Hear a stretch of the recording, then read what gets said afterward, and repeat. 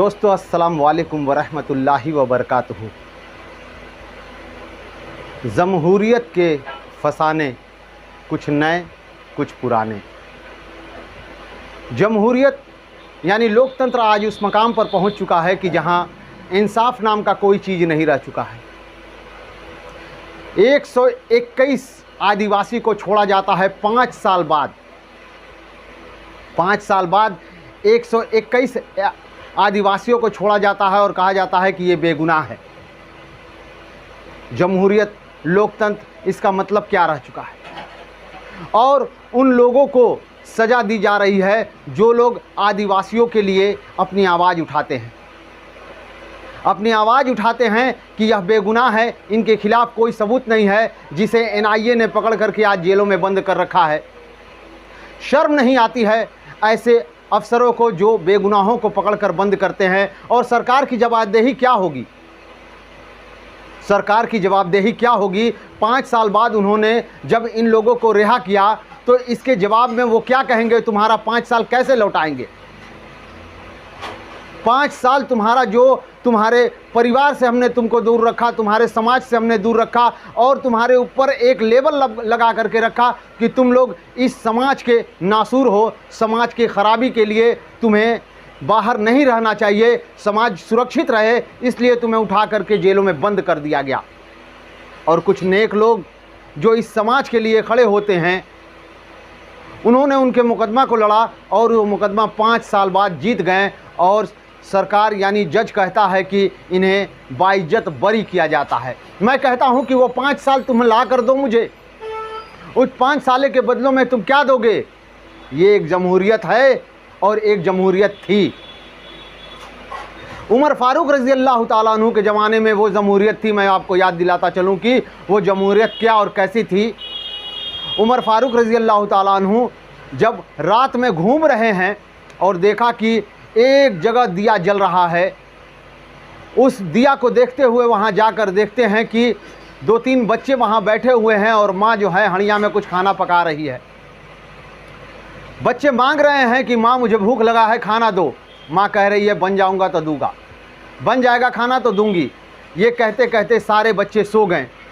आखिर में उमर फारूक अंदर जाते हैं और पूछते हैं कि तू कैसी माँ है, तू कैसी माँ है कि यहाँ बच्चे रोते बिलखते भूख के मारे मर गए और तू क्या बना रही है जो तुमने अभी तक से ये बनाया नहीं और तुमने नहीं दिया। कहा कि ऐ नौजवान, तुम कौन हो जो इस तरह से मेरे घर में चले आए और मेरी बातों मुझसे ऐसे बात कर रहे हो? मैं तुम्हें दिखाती हूँ कि मैं क्या बना रही हूँ। जब उन्होंने हंडिया का ढक्कन उठाया तो देखा कि कुछ ईंट पत्थर थे जो पानी के साथ उबल रहे थे। कहा मैं इन्हें क्या दूँ? मैं बच्चों को संतावना देती हूँ कि तुम्हें बनाकर दे रही हूँ और इस पर वो सो जाते हैं। सुबह मैं कहीं से कुछ ला करके उन्हें देती हूँ। उन्होंने पूछा तुम कौन हो? कहा कि मैं उमर के रियासत में मेरा शौहर जो है सिपाही था और वो एक जंग में शहीद हो गया। उमर ने मेरी कोई ख्याल नहीं किया, मुझे नहीं पता किया कि मैं कैसी हूँ, उस शहीद की बीवी कैसी है, बच्चे कैसे हैं। मैं कल क़यामत के दिन उमर का गिरहबान पकड़ के कहूँगी कि ऐ खुदा, इस उमर को जहन्नम दे। इस बात का सुनना था कि उमर वहाँ से दौड़े और दौड़ करके अपने राशन जहाँ रखा हुआ था वहाँ आए और आकर के वो राशन अपने पीठ पर लादते हैं और लाद करके ले जाते हैं। ले जा करके वहाँ पर अपने हाथों से वो रोटी सेकते हैं और बच्चों को उठा करके खाना खिलाते हैं और कहते हैं ऐ खुदा, मुझे किस आजमाइश में तूने डाल दिया है। औरत वो सुनती है ये बात और कहती है कि ऐ नौजवान, तू कौन है? यह काम तो वक्त के बादशाह यानी उमर का था, तुमने इसे क्यों किया?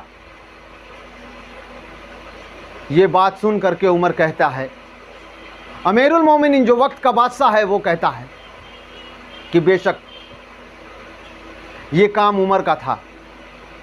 वो औरत कहती है कि तुमने क्यों किया? मैं उमर को कभी माफ़ नहीं करूंगी। कल क़यामत के दिन जब उमर से मेरी मुलाकात होगी, मैं अल्लाह से उसके लिए जहन्नम मांगूंगी। यह बात सुनते हुए उस बंदे की आंख से आंसू आने लगे। वो औरत ने पूछा कि तुम क्यों रो रहे हो? उन्होंने कहा कि बहन, जब तुम अल्लाह से उमर के लिए जहन्नम मांग रही होगी, मैं वहीं खड़ा रहूँगा, हो सके तो तू मुझे माफ़ कर देना। ये कहते हुए वहाँ से उमर निकल गए।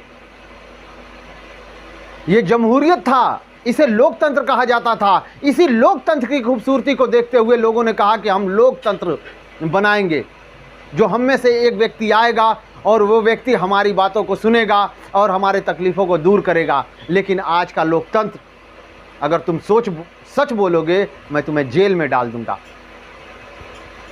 आज एक बात ये कह करके अपनी वीडियो को ख़त्म करूंगा कि ये अंधा कानून है, ये अंधा कानून है। अस्सलाम वालेकुम वरहमतुल्लाहि वबरकातुहू।